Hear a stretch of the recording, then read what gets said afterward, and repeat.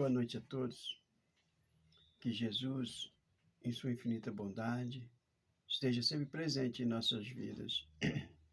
Dando continuidade ao nosso estudo da volta do espírito ao corpo físico, na pergunta 353, Kardec questiona o seguinte: não sendo completa a união do espírito ao corpo, não estando definitivamente consumada, senão depois do nascimento, poder-se-á considerar o feto como dotado de alma?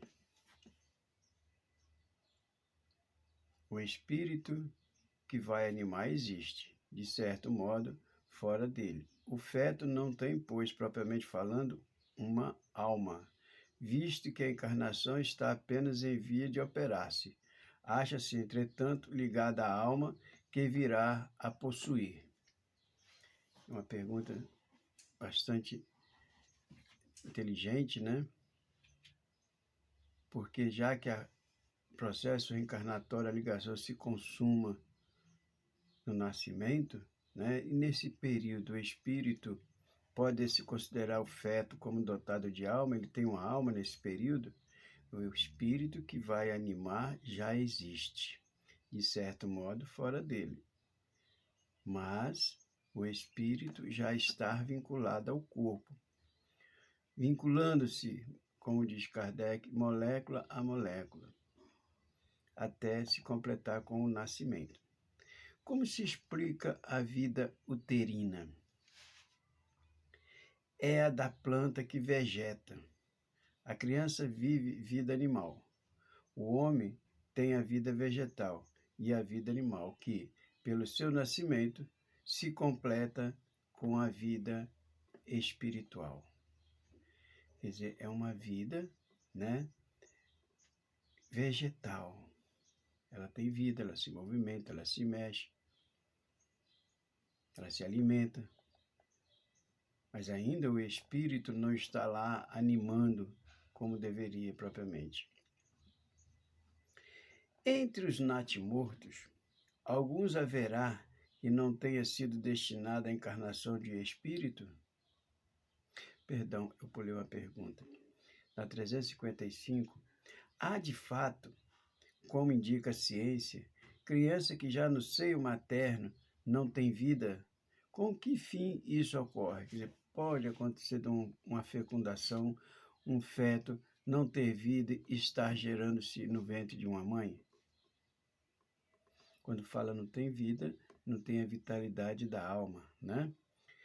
Frequentemente, isso se dá, e Deus o permite como prova, quer para os pais do nascituro, quer para o espírito designado a tomar lugar entre os vivos.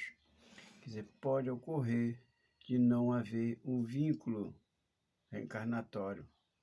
E o espírito que estava designado para aquele corpo passa com isso uma prova.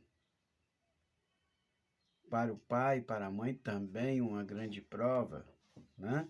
São necessidade dos pais, necessidade do espírito qual estaria destinado para aquele corpo. Por isso que Deus isto permite. Entre os natimortos, que são esses espíritos sem vida, alguns haverá que não tenham sido destinados à encarnação de espírito? É uma outra pergunta diferente agora. Antes tinha um espírito, mas não conseguiu haver o vínculo. E agora a pergunta é, pode acontecer também do natimorto, que é o que a ciência chama de natimorto, essas crianças, esse feto, gerar sem ter um espírito destinado para ele, sem ter um espírito designado para ele? Alguns há, efetivamente, a cujos corpos nunca nenhum espírito esteve destinado. Nada tinha que se efetuar para eles. Tais crianças estão só, vêm por seus pais. Quer dizer, agora já é uma outra situação. Não tinha espírito nenhum vinculado para aquele corpo não vai viver. Mas essa situação é só em função dos pais, já não tem um espírito também vinculado a ele, passando por momentos tristes, por provas com a perda do corpo. Agora já não tem o espírito, agora é só provação para os pais. Esses tais a ciência chama de natimortos, né? São seres que não têm vida própria, né? Pode chegar a termo de nascimento um ser dessa natureza? Eles podem chegar a nascer? Algumas vezes, mas não vive. Sem o espírito, o corpo não vive. Segue-se-á daí que toda criança que vive após o nascimento tem forçosamente encarnado em si um espírito? Então, toda criança que vive tem um espírito encarnando nela. Já que sem o espírito aquele não vive, então todas que vivem têm um espírito encarnado. Que seria ela, se assim não acontecesse? Não seria um ser humano, né? Que seria? Não seria um ser humano, não tem como, né? Que consequência tem para o espírito o aborto?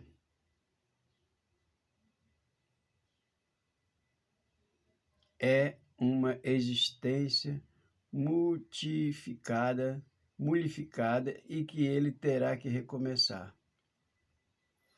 Que consequência tem para o espírito o aborto? Uma existência nulificada e que ele terá que recomeçar. Quer dizer, é uma existência perdida e que ele vai ter que recomeçar. Recomeçar novamente. Constitui crime a provocação do aborto em qualquer período da gestação? Constitui crime a provocação do aborto em qualquer período da gestação? Há crime sempre que transgride as leis de Deus. Uma mãe, ou quem quer que seja, cometerá crime sempre que tirar a vida a uma criança antes do seu nascimento. Por isso que impede uma alma de passar pelas provas e que serviria de instrumento o corpo que se estava em formação. Quer dizer, sempre há um crime quando se infringe as leis de Deus. Sempre há um crime quando você impede que um espírito passe por suas provações. Nada justifica um aborto. Por pior que seja a situação, nada justifica um aborto, porque é um crime. É tirar a oportunidade de vida de um ser que está começando a sua vida. É tirar a oportunidade de um ser que está entrando pela senda das provações. É ir contra os princípios de Deus.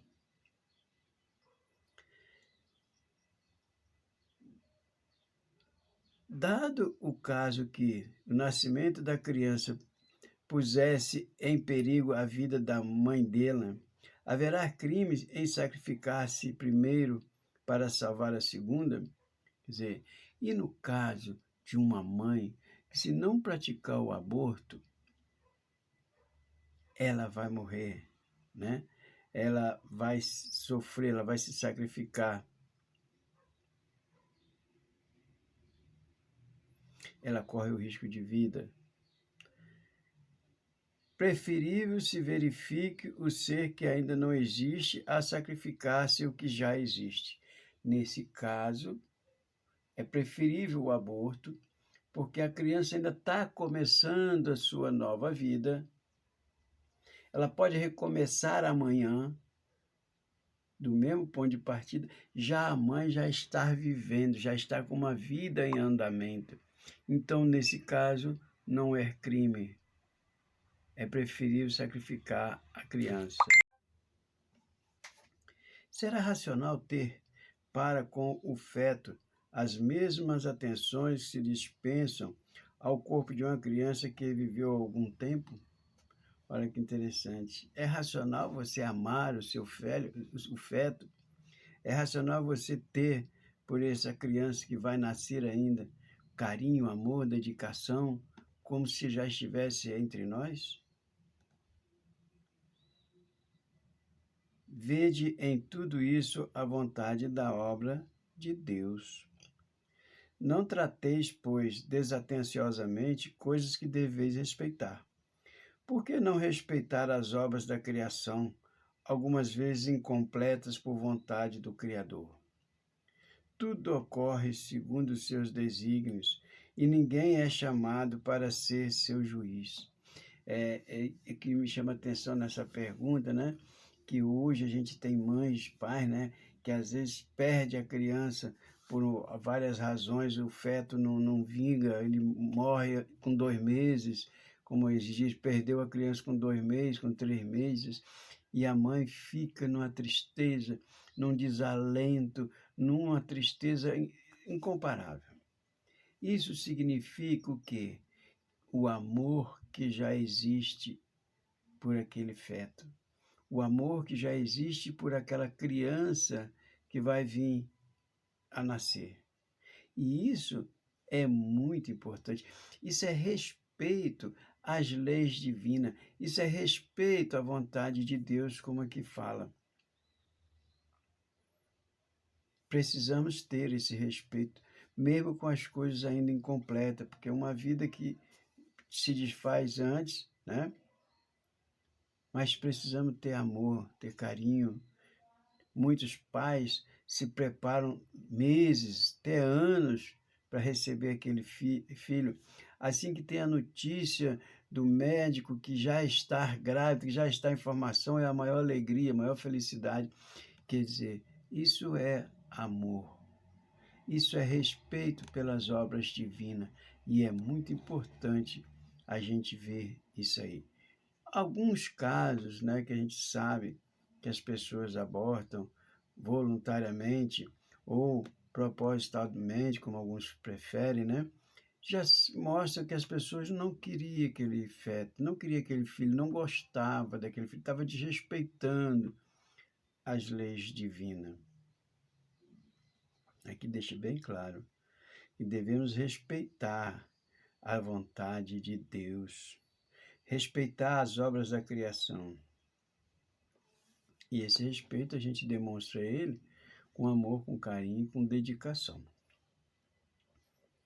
Qual a origem das qualidades morais boas ou más do homem? Qual a origem das qualidades boas ou más do homem? De onde vem?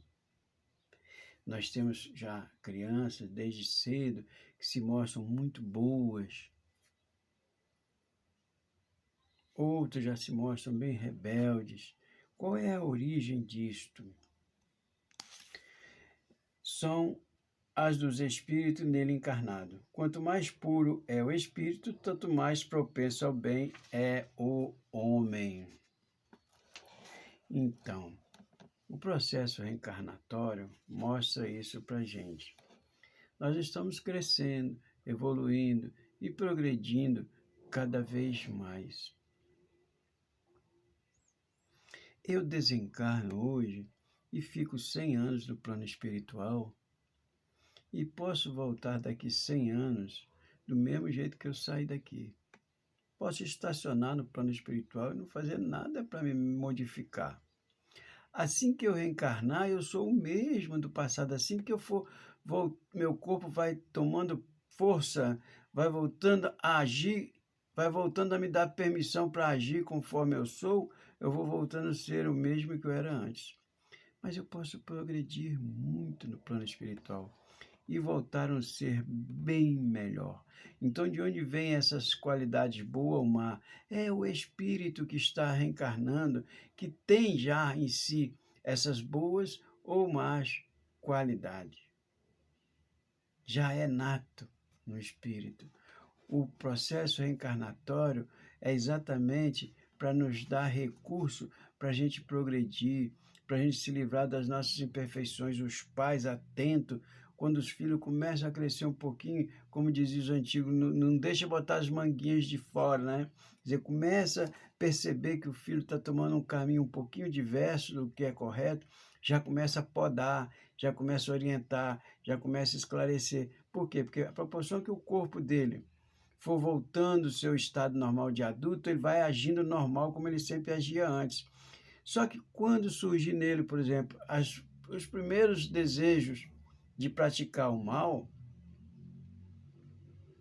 que é a tendência dele do passado, e o corpo já está permitindo isso, entra os ensinamentos dos pais.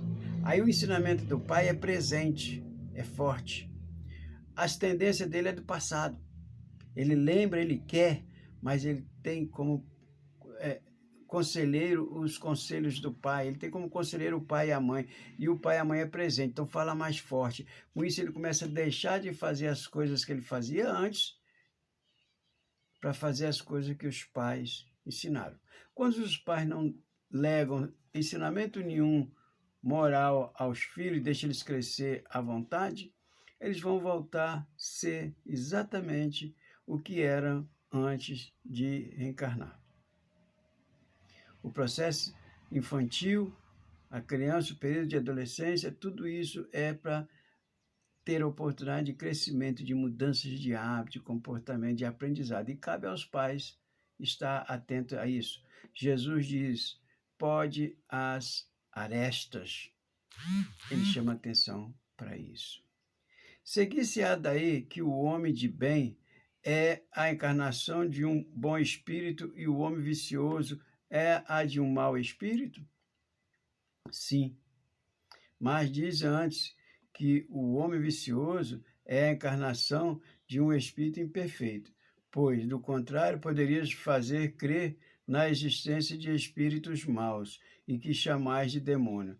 Então, não existe espírito vicioso dessa quilate, como precisamos entender. Os espíritos de ordem perfeita, né, praticam os erros, praticam o mal, e tem que reencarnar, e eles trazem aquela tendência com eles. Não é um espírito que é um espírito do mal, já não é o demônio, como muitas pessoas dizem. Sou eu. Os vícios que eu estou levando hoje para o plano espiritual, na próxima encarnação, se eu não me livrar deles no plano espiritual, eu vou trazê-los de volta. Por isso que Jesus fala, não acumuleis tesouro na terra em que as traças e o ferrugem corrói, somente o que você leva consigo. Então não existe criação de espírito vicioso, não existe criação de espírito mau, existe a criação de espírito, ser, né, criado simples e ignorante. E hoje são seres imperfeitos, por vontade própria, como são seres bons, por vontade própria. Os bons, que já são bons, reencarnam, continuam sendo bons. Os ruins, que estão no plano espiritual ainda em crescimento, ainda em melhoramento, por isso ele vai reencarnar, reencarnam e trazem as tendências das imperfeições, que deverão ser corrigidas pelos ensinamentos dos pais. Então, não podeis fazer crer na existência de espíritos sempre maus. Não existe isso. Que chamais de demônio. Não existe isso. Que Deus nos abençoe.